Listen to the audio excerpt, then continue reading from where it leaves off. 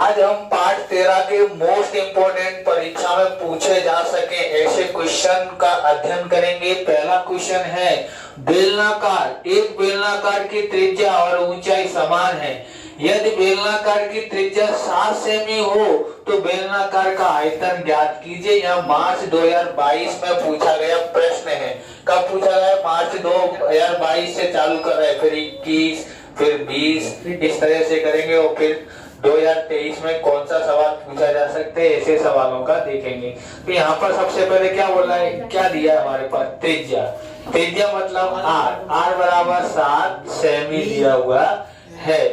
और उसके बाद क्या बोलता है? बेलनाकार की त्रिज्या और ऊंचाई समान है, यानी ऊंचाई भी कितनी है? 7 cm है। ओके, उसके बाद बेलनाकार, बेलनाकार का आयतन। तो तुम में से किसी को याद है सूत्र बेलनाकार के आयतन का? 2 पाई ये बेलनाकार का आयतन का सूत्र है। 22/7 r बराबर 7 दो बार लिखेंगे क्योंकि r बराबर 7 है ना, क्योंकि 2 घात है ना, इसलिए 2 बार। अब h बराबर कितना है? 7, तो h बराबर भी 7 से 7 उड़ा दिया। अब हमको क्या कर सकते हैं? 22 सत्ते 154 गुणा 7। नहीं तो तुम ऐसा करो कि 49 7 सत्ते 49 और 22 से गुणा कर दो, है ना। और यहाँ से गुणा करते हैं तो 22 7 चौक 28 की 8 हासिल आई 2, 7 पंजे 35 और 2 37 हासिल आई 3, 7 एकम 7 और 3 10। तो 1078 cm क्षेत्रफल बोला है, आयतन बोला है, तो 3 घात बरोबर। अब यहाँ पर तुमको इतना लिखने पर 1.5 नंबर मिल जाएगा। कितना? 1.5 नंबर। लेकिन 2 नंबर पूरे चाहिए तो हमको ऐसा लिखना पड़ेगा कि बेलनाकार का आयतन कितना होगा? तो 1078 cm की 3 घात होगा। ओके, अब हम लोग करते हैं, ये भी मार्च 2022 में पूछा गया प्रश्न है। इसको भी देखते हैं। 2 घनों जिसमें से प्रत्येक का आयतन 64 cm की 2 घात है के संलग्न फलकों के मिलाकर एक ठोस बनाया जाता है। इससे प्राप्त घनाभ का पृष्ठीय क्षेत्रफल ज्ञात कीजिए। तो हमको क्या करना है? पृष्ठीय क्षेत्रफल ज्ञात करना है।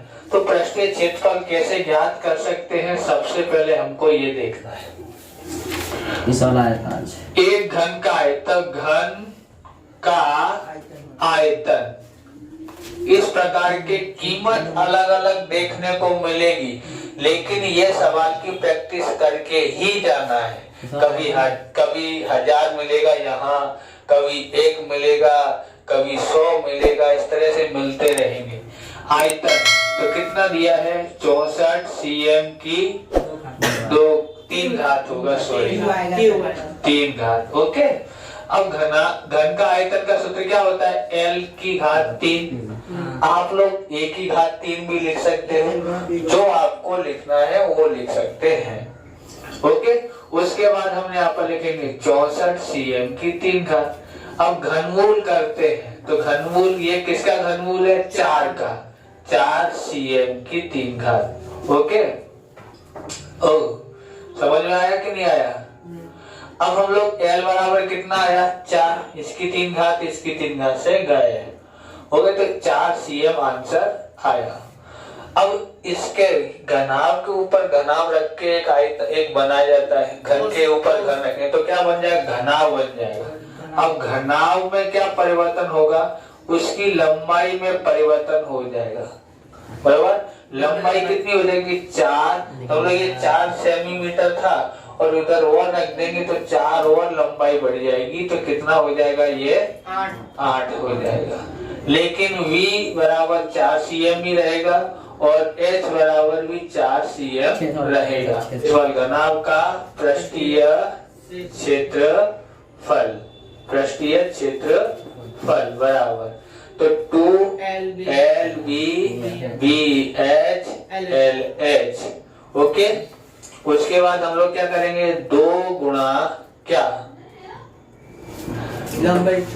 लंबाई कितनी है, तो लंबाई है 8, चौड़ाई कितनी है 4, प्लस बी और एच, तो 4 गुणा 4 प्लस एल एच, एल कितना है 8 और एच कितना है 4। ओके, 2 गुणा 8 चौक 32, 4 चौक 16, 8 चौक 32, टोटल मार दो 32 और 32 64 और 6 70 और 80 हो जाता है 160 cm की घात 2 इसका आंसर आ जाता है।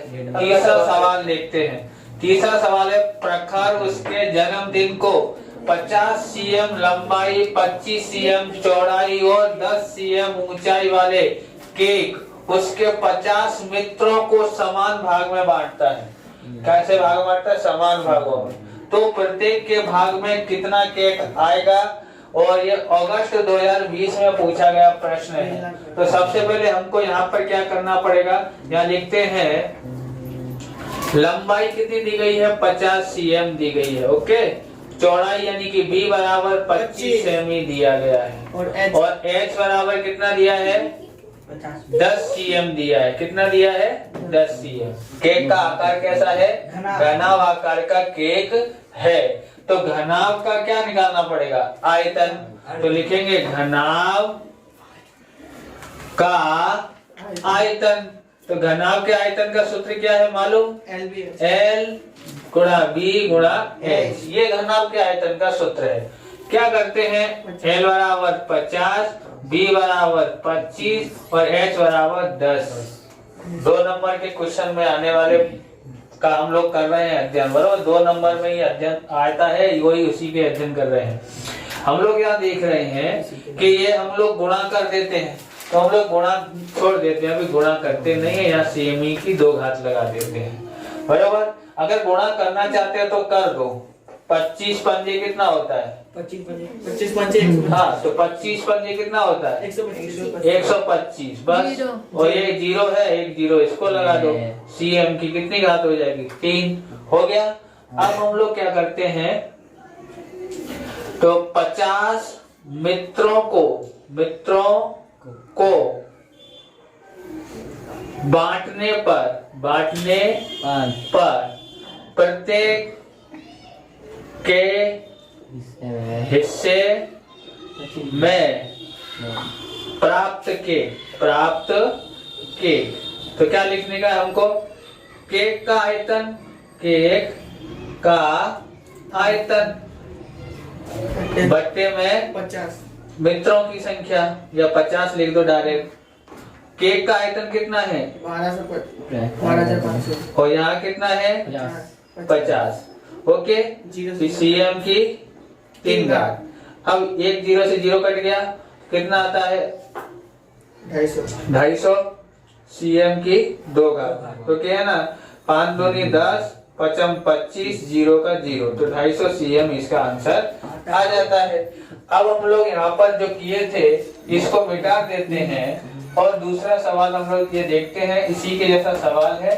ये कब पूछा गया है, ये पूछा गया है मई 2021 में। 2 घन जिसमें से प्रत्येक का आयतन 1000 सेंटीमीटर की घन है, यानी 3 घात है। तो फलकों के मिलाकर के एक ठोस बनाया जाता है, इससे प्राप्त घनाभ का पृष्ठीय क्षेत्रफल ज्ञात कीजिए। तो हम लोग इसका पृष्ठीय क्षेत्रफल ज्ञात करते हैं। सबसे पहले हम यहाँ पर लिखते हैं घन का आयतन। घन का आयतन बराबर कितना होता है, कितना दिया है 1000 सेंटीमीटर की 3 घात।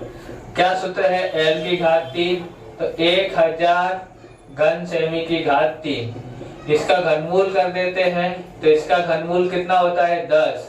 कितना होता है 10, तो ये L बराबर कितना आया है 10।